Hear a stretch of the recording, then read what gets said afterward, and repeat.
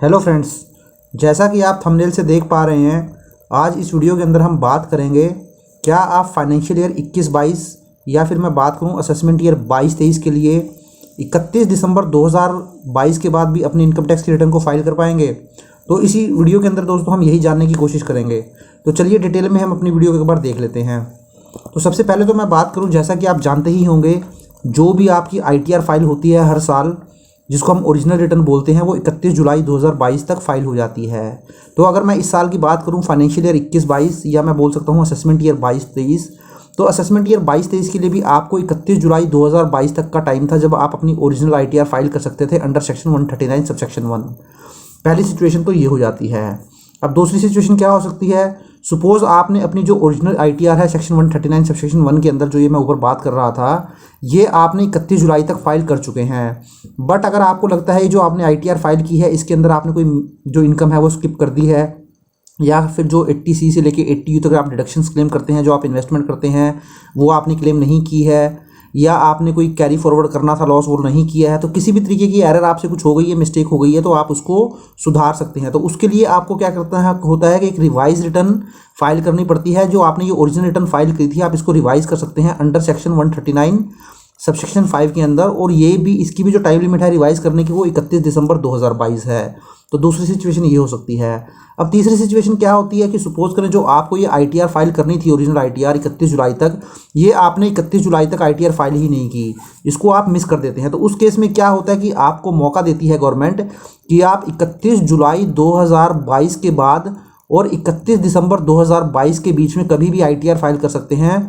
और उस ITR को जो हम बोलते हैं बिलेटेड ITR बोलते हैं, और ये जो ITR फाइल होती है ये होती है सेक्शन 139 सबसेक्शन 4 के अंदर फाइल। तो देखिए दोस्तों, ये 3 तरीके की ITR जनरली जो है फाइल की जाती हैं अगर आप जो है मोटी किसी पेनल्टी से या जो है फाइन से बचना चाहते हैं। वैसे जब आप बिलेटेड ITR फाइल करेंगे तो यहाँ पे आपको पेनल्टी 1000 रुपये की और 5000 रुपये की पेनल्टी जो है वो पड़ जाती है। अगर आपकी इनकम 2.5 लाख और 5 लाख के बीच में होती है तो 1000 रुपये पेनल्टी लग जाती है, और 5 लाख क्रॉस करती है तो 5000 की पेनल्टी लग जाती है।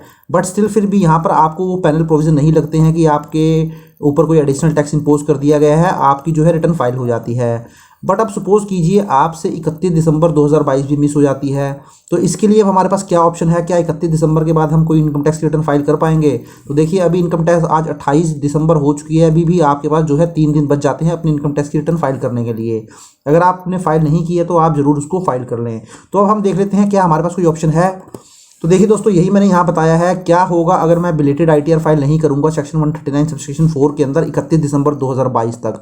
तो देखिए दोस्तों, इसके लिए आपको गवर्नमेंट एक और ऑप्शन देती है, जरूर आप एक income tax return further file कर सकते हैं, और इस इनकम टैक्स रिटर्न को हम बोलते हैं ITRU या फिर अपडेटेड रिटर्न, जो कि सेक्शन 139 सबसेक्शन 8A के अंदर फाइल होती है।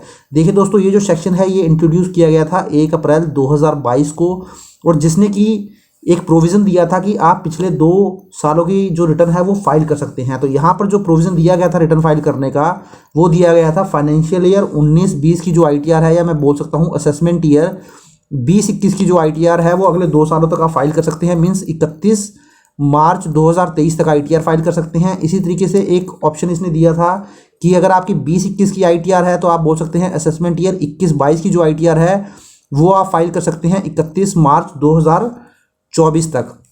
और इसी तरीके से देखिए दोस्तों, ये जो मेरा फाइनेंशियल ईयर है, जो अभी करंट फाइनेंशियल ईयर चल रहा है, फाइनेंशियल ईयर 21-22, ये मैं बोल सकता हूँ असेसमेंट ईयर 22-23, तो इसकी ITR भी आप अगले 2 सालों तक फाइल कर सकते हैं। मीन्स 31 मार्च 2025 तक जो ये ITR आप फाइल कर सकते हैं। तो ये जो ITRU है, या जो अब मैं बोल सकता हूँ सेक्शन 139 8A है, ये इंट्रोड्यूस किया गया था आपको एक आखिरी मौका देने का गवर्नमेंट के द्वारा कि आप वॉलंटरी ही टैक्स कंप्लाइंस कर लें। सपोज आपने कोई इनकम टैक्स की रिटर्न फाइल की है 20-21 के अंदर, तो 20-21 के अंदर आपने कोई वहाँ इनकम मिस कर दी है जो आपको दिखानी चाहिए थी और आपने नहीं दिखाई है, तो आप अपनी ईमानदारी से उस इनकम को दिखा दीजिए और जो भी आपका टैक्स बनता है उसको पे कर दीजिए, ताकि आप फ्यूचर में किसी भी तरीके की इनकम टैक्स डिपार्टमेंट की लिटिगेशन से बच सकें। तो ये ITRU का जो पर्पस है वो पर्पस यही है कि आपको एक आखिरी मौका दिया जाता है, आपकी जो भी एक्चुअल इनकम है, ट्रू इनकम है, वो आप डिक्लेयर कर दें, और जो भी इसके प्रोविज़न है उसके अकॉर्डिंग पेनल्टी वगैरह जो भी पे करनी है वो पे कर दें। अदरवाइज जो है आपके लिए इनकम टैक्स की जब लिटिगेशन फेस करनी पड़ेगी तो बड़ी दिक्कत रहेगी आपके लिए। तो अगर मैं बात करूं फाइनेंशियल ईयर 21-22 या असेसमेंट ईयर 22-23 की, तो इससे अगर आपसे दोस्तों 31 दिसंबर 2022 भी मिस हो जाती है तो आप मान के चलिए आप 31 मार्च 2025 तक इस ITR को भी फाइल कर सकते हैं। बट ये इतना ईजी नहीं है, ये टोटली डिफरेंट कंसेप्ट है। इसमें मैं आपको बताऊंगा कि इसके अंदर क्या क्या कॉन्सिक्वेंसेस आपको फेस करने पड़ेंगे। तो देखिए क्या क्या कॉन्सिक्वेंसेस के अंदर रहते हैं। सबसे पहले तो अगर आपकी इनकम 2.5 लाख रुपए से कम है तो आप इस ITRU को फाइल नहीं कर पाएंगे।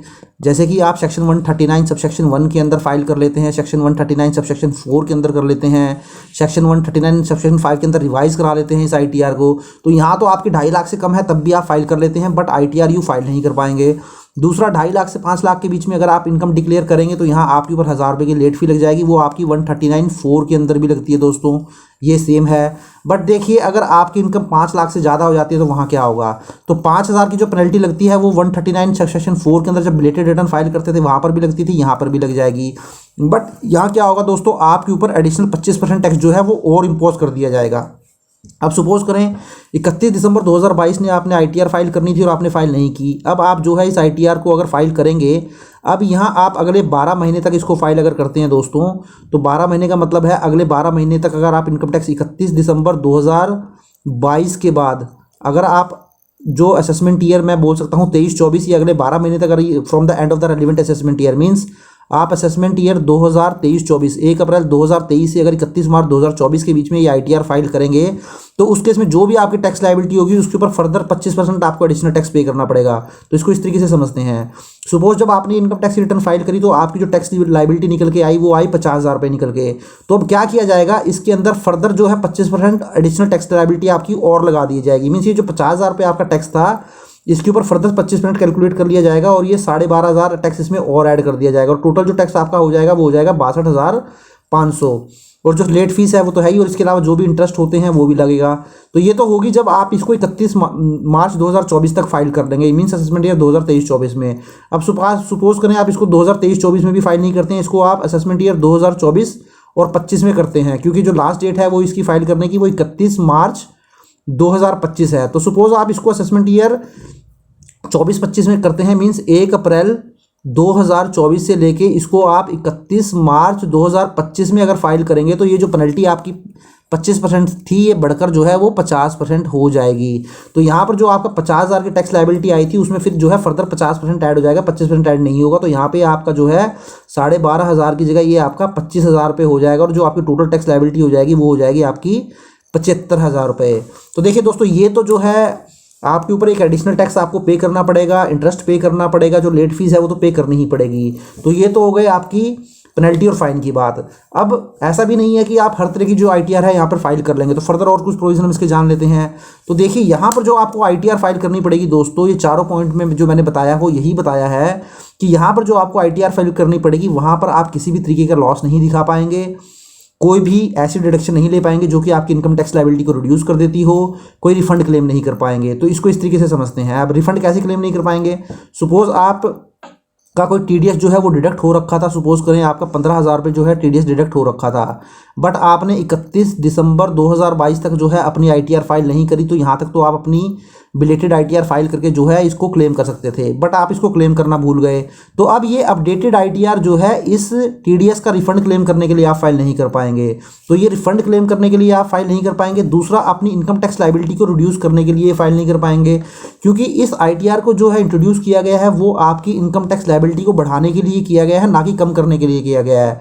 तो यहाँ पर आप केवल वही इनकम ऐड कर पाएंगे जो कि आप भूल चुके थे, जो कि आपसे मिस हो गई थी। सपोज आपने शेयर मार्केट में डील किया था और वहाँ आपने 5 लाख रुपए का कैपिटल गेन अर्न कर लिया था, तो अगर आप ITR ऑलरेडी फाइल कर चुके थे और आप इस 5 लाख को दिखाना वहाँ भूल गए थे, तो अब इस अपडेटेड ITR के अंदर इस 5 लाख रुपए को आप दिखा सकते हैं। तो वही मैं बात बता रहा हूँ, अगर 31 दिसंबर 2022 तक सपोज आपने ITR अपनी फाइल कर भी ली थी, बट वहाँ पर आपने किसी भी तरीके की इनकम मिस कर दी थी, तो वो इनकम जो है अब इस अपडेटेड ITR के अंदर आप दिखा सकते हैं और अपने टैक्स लायबिलिटी को बढ़ा सकते हैं, मीन्स उसके ऊपर टैक्स पे कर सकते हैं।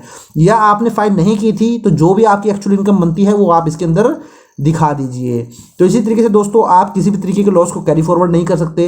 तो सपोज पिछले सालों में आपसे शेयर मार्केट से कुछ लॉस हो गया था, आप उसको कैरी फॉरवर्ड करना चाहते हैं, वो नहीं कर पाएंगे। या आप 31 दिसंबर तक जो है रिटर्न आपने फाइल नहीं की थी, आपको कोई शेयर मार्केट का लॉस था, आप उस लॉस का बेनिफिट लेना चाहते हैं, तब भी ITR फाइल नहीं कर पाएंगे।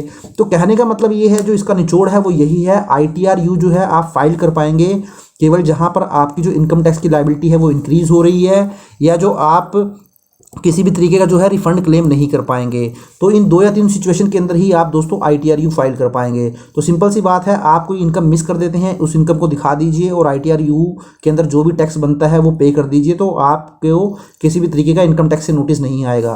तो आशा करता हूँ दोस्तों वीडियो आपको अच्छा लगा होगा। अगर वीडियो अच्छा लगा है तो इसको लाइक, शेयर और सब्सक्राइब जरूर कर दीजिए। Thank you very much, have a nice day, take care.